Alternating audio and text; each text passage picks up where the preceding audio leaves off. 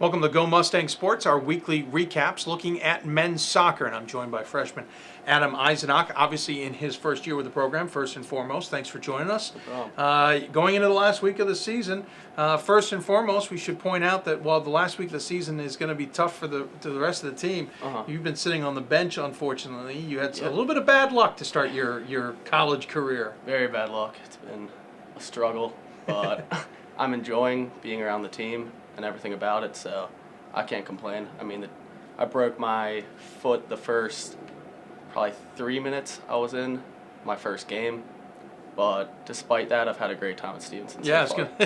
It's unfortunate you break your foot on your first shift in your college career, but you had a chance to then kind of immerse yourself with the team and almost get kind of that red shirt experience, as it were. What have you learned while you're not playing? What have you learned about the college game? What have you learned about this Stevenson unit and the conference? Well, right away in preseason, I noticed that college soccer is much faster than high school soccer and club soccer. You need to know exactly where you're going to go with the ball, like almost 2 steps ahead sometime.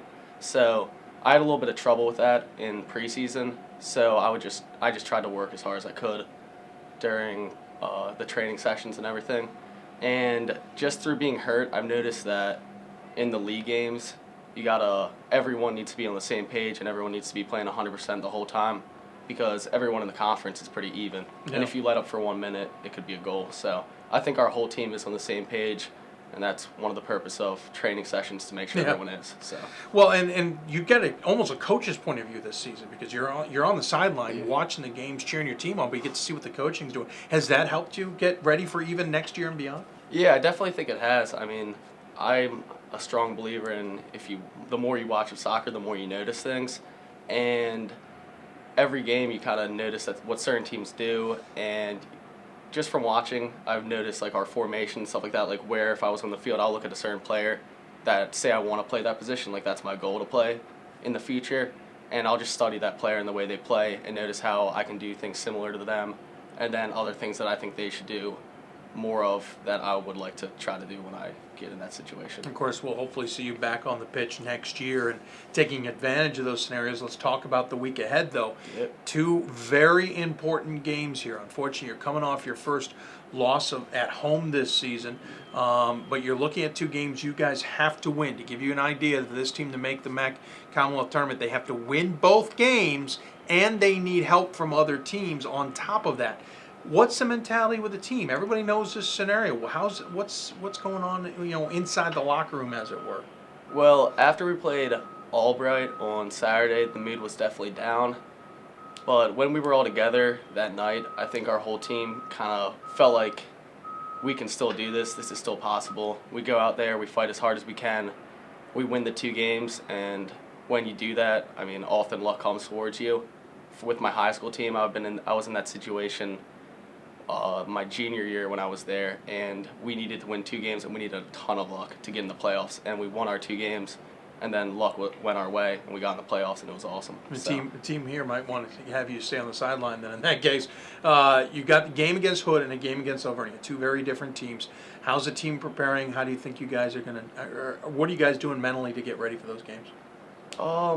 Like I said before, just everyone needs to be on the same page. We all mentally need to know that there's still a great chance that we can get in playoffs, and that if we go out there and work as hard as we can against Hood, although it's away, and Alvernia, although it's away, we'll come out with a good result and we'll win the game. So we just all need to focus, keep our focus in, and that should be, besides school of course, that should be our only thing on our mind for the next week. So again, last week of the regular season for men's soccer, they have 2 games ahead of them, both on the road against Hood and then Alvernia. They have to win both of those games and then get some help in the conference as well to hopefully make the conference tournament as a 4-5 in the 4-5 game next Monday. Let's talk a little bit about yourself. Again, you're a freshman here. I then assume that your major has not been declared, but what are you looking at? What have you kind of picked out as directions you might want to head in? Well, since this season, I am pretty much a redshirting since I didn't get to play. I heard that they have a 5-year teaching type of program here that you can get a master's in. So I think it would be pretty cool to be like a high school teacher and then coach high school soccer and lacrosse, because I also like lacrosse and I play it not here though, just in high school. Just in high school. Yeah, it was a good time. So that's a good aim for you. If you're not in the classroom and you're not, on the soccer pitch, what's something that people may not know about you or that interests you that would maybe make people go, oh? Well, I live on a farm in Okay. Darlington, and I don't think most people expect that from me because I think people stereotype a farmer as someone that's wearing boots and stuff. And Yeah. That's definitely not me. I don't do that. What kind But, of farm is it? It's we used to have cows, beef cows, and chickens. We had a lot of cats at one point, so like 20 cats, probably 10 cats. Yeah, I don't 10 to 20. They were all like really tiny kids. They were annoying, but we now just bale hay.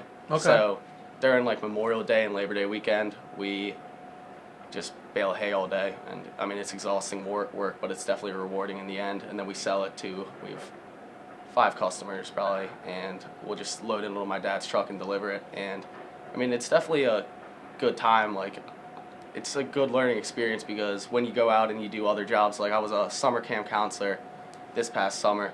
And I was doing that job, and I was like, all right, at least I'm not doing hay right now. Like, this is nice. Like, this is easy compared to it. So I can't complain when I'm... But it keeps you in shape, I'm sure. Yeah, that's one thing for sure. Long so that's why I days. get these. Yeah, very nice. Well, the team certainly has a lot on their plate this week. I know you're being integrally involved, even though you're not playing.